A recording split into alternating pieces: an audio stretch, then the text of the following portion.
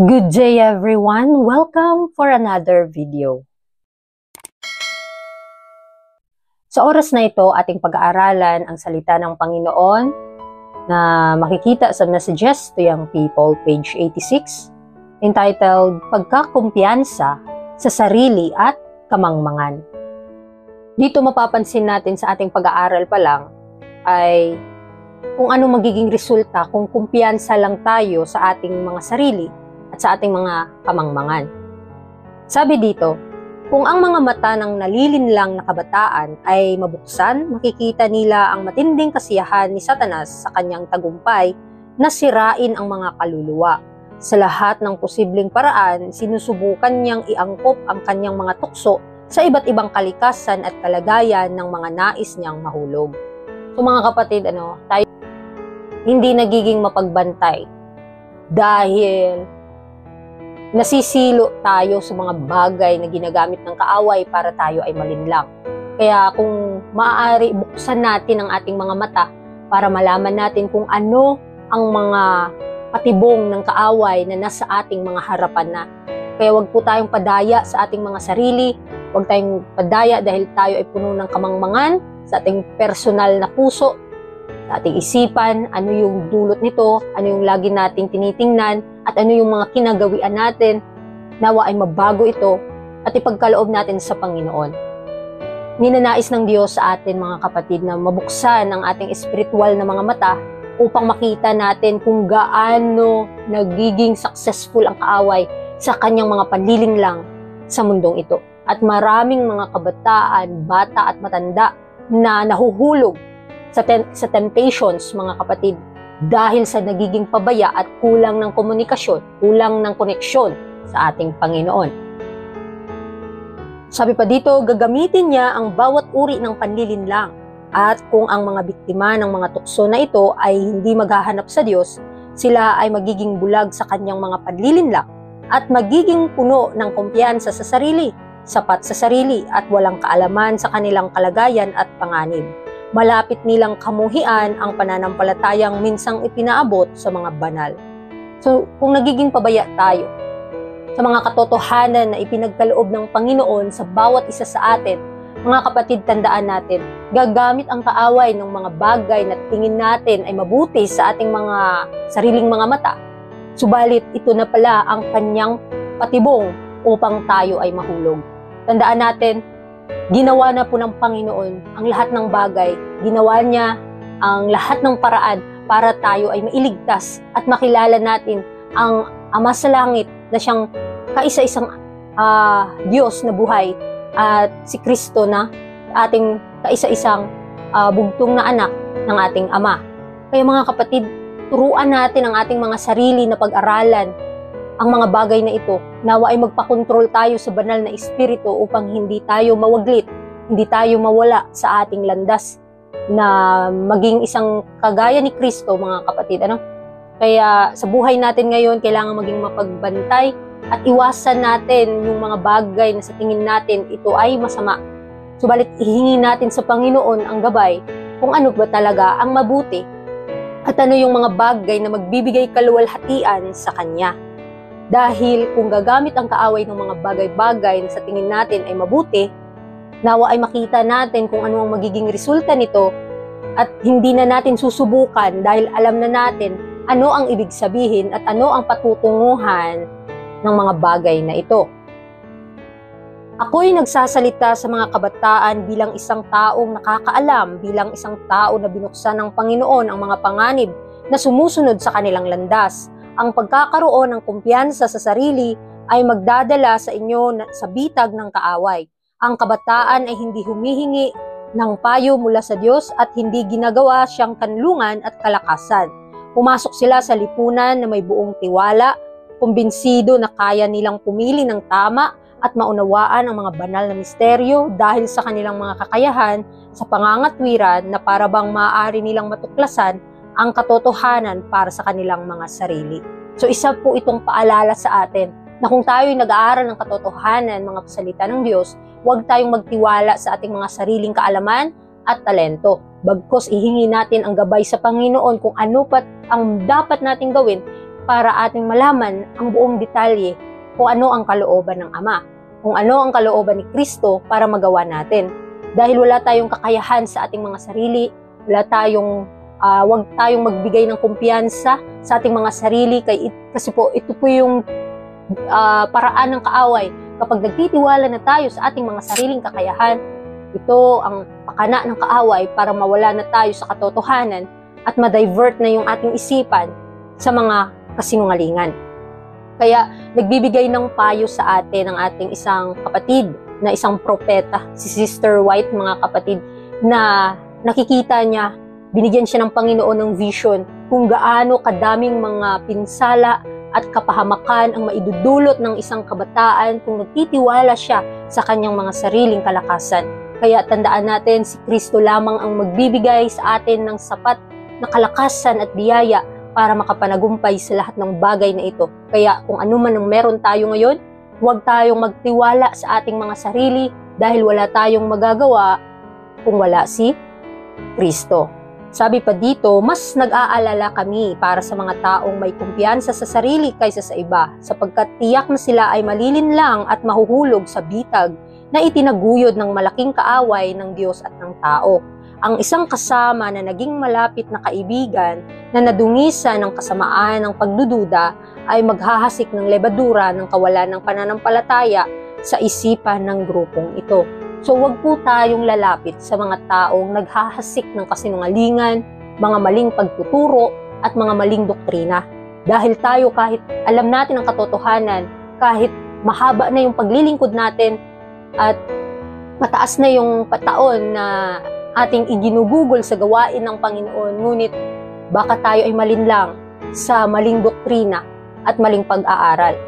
Kaya kailangang pag-aralan nating mabuti ang salita ng Diyos at ihingi ang gabay sa Kanya upang hindi tayo malinlang at hindi tayo madaya ng mga pakana at patibong ng kaaway. Dahil alam natin sa mga huling araw ay gagawa ang kaaway ng mga bagay para kahit yung mga pinili ng Diyos ay malinlang. Kaya maging mapagbantay tayo, manalangin, huwag iwaglit ang mga mata kay Kristo upang hindi mawala sa landas ng kabanalan at katwiran. Sa pamamagitan ng labis na papuri sa kanilang talino, sa kanilang intelektual na kalamangan, at sa pamamagitan ng pagsuporta sa kanilang ambisyon para sa mataas na posisyon, kanilang makukuha ang pansin at ang moral na pagkasira ay mahuhulog sa kanila. Ang mga ipinagmamalaki ang kanilang sariling opinyon ay mamumuhi sa dugo ng sakripisyong pag-aalaga at magsasalungat sa espiritu ng biyaya. Kaya magiging maingat tayo, mga kapatid. Baka sa tingin natin sa ating mga sarili ay napakatalino na sa mga bagay na ating nalalaman at wala na tayong takot sa Panginoon na gumawa ng kamalian. Tandaan natin, marami ngayong nabibitag ng kaaway dahil sa kanilang sarili na iniisip nilang mas mabuti pa sila kaysa sa iba. Ito yung number 1 na dapat nating mawala sa ating mga buhay. Yung tinitingnan natin na tayo ay mabuti kaysa sa iba. Kaya magtiwala tayo sa Panginoon kung ano ang Kanyang ipagagawa sa atin, ano yung mga katotohanan na dapat nating lakaran dahil tutulungan niya tayo, bibigyan niya tayo ng kakayahan na malaman ang lahat ng bagay na ito na naaayon sa Kanyang kalooban. Huwag tayong magtiwala sa ating mga sarili dahil wala tayong magagawa, mga kapatid. So, kung ang kaaway ay nagsisikap na madaya kahit yung mga pinili, how much more sa mga taong hindi nag-aaral, hindi kilala ang Panginoon? How much more tayo kahit alam natin ang katotohanan, ngunit nagiging tamad tayo na mag-aaral ng salita ng Diyos, nagiging tamad tayo sa panalangin, na humingi ng gabay at makita yung mga bagay na nasa ating harapan na ito'y nagiging sanhi ng kasalanan. Nawa ay mabuksan ang ating mga mata at itutok kay Kristo upang ang Kanyang katwiran lamang ang ating makita. Tandaan natin, pag nakikita na natin ang kabanalan ng ating Panginoon, mas nakikita natin ang ating mga sarili na makasalanan at hindi karapat-dapat. At sa pamamagitan nun, si Kristo ang mananahan sa atin at si Kristo ay tatanggapin natin dahil tayo ay uhaw at gutom sa Kanyang katwiran. Kaya mga kapatid, nawa ay marami tayong matututunan na ang espiritu ng biyaya ay parating ipinagkaloob sa atin araw-araw. Binibigyan na tayo ng sapat na lakas at biyaya para makapanagumpay. Nakakalungkot lang isipin dahil ang mga tao lang ang ayaw tumanggap nito.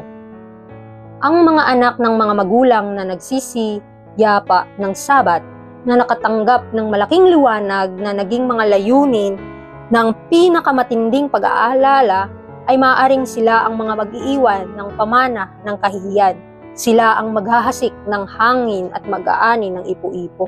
Nakakalungkot isipin, even sa mga anak na nangingili ng araw ng Sabado, sila ay talagang hindi nagiging alerto, hindi sila nagiging tapat sa Panginoon. Kaya hindi tayo exempted. Kahit alam natin ang katotohanan, huwag tayong magtiwala sa sarili natin dahil mismo madadaya kahit ang mga pinili. Kaya ilaan natin ang ating isipan sa Panginoon. Araw-araw, we need to communicate with Jesus. We need to connection with God, walk with God. Kasi sa ating mga karunungan, sarili, walang magagawa. Dahil ang lahat ay pawang walang kwenta. Tanging ang Panginoong Hesus lamang ang nagbibigay sa atin ng importansya. At kung si Kristo ang nasa ating mga puso, ang lahat ng bagay na ito na nasa ating mga kamay, possible magagamit natin sa kaluwalhatian ng Panginoon. Kaya isipin natin, ano po ba yung mga ginagawa natin? Sino ang napaglilingkuran natin sa araw-araw nating pamumuhay? Huwag tayong magtiwala dahil alam natin ang katotohanan, feeling natin parang banal na tayo. Dahil dyan ang patibong ng kaaway. Kaya mas tumingin tayo kay Kristo, makikita natin na tayo ay makasalanan. Sa paghuhukom, ang mga pangalan ng mga nagkasala laban sa malaking liwanag ay isusulat kasama ng mga itinuturing na hiwalay sa presensya ng Panginoon at sa kaluwalhatian ng kanyang kapangyarihan. Sila ay maliligaw at ibibilang sa mga nililibak ang biyaya ni Kristo. Kaya mga kapatid, nakakalungkot isipin, mismo ang mga nakakaalam ng katotohanan, kung kanilang itong itatakwil, sila ay accounted nito. Mas marami pang maliligtas na mga tao na hindi nakakaalam kaysa mismo sa nakakaalam na hindi naman isinasabuhay ang katotohanan. Kaya mga kapatid, mas piliin natin na kung ano yung liwanag na meron tayo ngayon sa maliliit na bagay, ay atin po itong malakaran at magbibigay ito ng kaluwalhatian sa ating Panginoon. Huwag tayong magtiwala sa ating mga sarili kasi nga, di ba, punong-puno tayo ng kahinaan. Tanging si Kristo lamang ang ating kalakasan. Siya ang magbibigay sa atin ng tagumpay sa lahat ng ating mga kahinaan. Dahil nakikipagtulungan lamang tayo sa banal na presensya, sa banal na tulong ng Panginoon. At magiging successful po at marami tayong maidadala ng mga kaluluwa sa kanyang paanan. Nawa ay mapabanal po ang ating mga puso, ang ating mga isip, upang ang ating mga sinasalita ay magkaroon ng banal na langis o banal na liwanag sa mga taong hindi pa nakakaalam ng katotohanan. Kaya darating ang panahon, in the last days, kapag nagiging pabaya tayo, ang Panginoon ay siya na mismo ang hahatol sa kanyang bayan. Uunahin mismo yung nakakaalam ng katotohanan. Kaya mas sila ay maliligaw kung tinatalikdan o kanilang pinipigilan ang kilos ng banal na espiritu, ang maliliit na liwanag ay kanilang tinatanggihan, maliligaw sila sa kanilang nilalakaran. Kaya isa itong paalala sa atin bilang mga tagasunod ni Kristo, magtiwala tayo sa Panginoon, huwag tayong maging pabaya sa mga bagay na ito dahil accounted tayo kasi nakakaalam na tayo sa katotohanan na ito. Mas nais ko pang makita ang aking mga anak na nakahimlay sa libingan kaysa makita silang naglalakad sa landas na humahantong sa kamatayan. Ang nakakatakot na katotohanan na ako ay nag-alaga ng mga anak na maglalaban-laban sa Diyos ng langit, na nagpapalaki sa hanay ng mga apostata sa mga huling araw, na nagmamarcha sa ilalim ng itim na bandila ni Satanas, ay tunay na magiging isang nakakatakot na pagninilay para sa akin.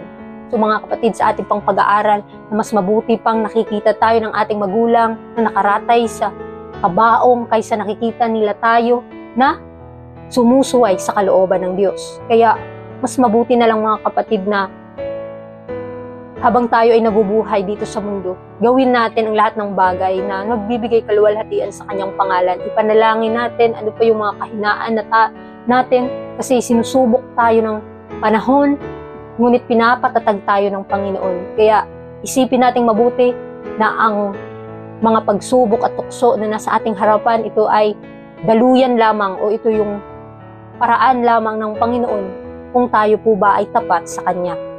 Kaya nawa mga kapatid, isipin natin na huwag tayong maging kumpiyansa lamang sa sarili natin, na nawa ang lahat ng ating natutunan ay atin po itong mas pag-aralan at magbigay ng kaliwanagan at katalinuhan at kaalaman tungo sa buhay na walang hanggan. Kaya sa ating pag-aaral sa lesson na ito, binibigyan tayo ng paalala ng Panginoon na kung tayo ay nagiging pabaya at nagtitiwala sa ating mga sariling kakayahan, tayo ay mapapahamak. Dahil dito papasok ang kaaway. Pag si Kristo ay hindi natin pinapasok sa ating mga puso, ito ay talagang madedesolate at mga espiritu ng demonyo ang papasok. Kaya mga kapatid, si Kristo lamang ang ating ipasok sa ating puso at isipan, pag-aralan ang kanyang mga salita, at pagnilay-nilayin ang kanyang mga salita. Kaya maraming salamat po sa inyong pakikinig. Nawa ay marami tayong natutunan sa oras na ito, and God bless.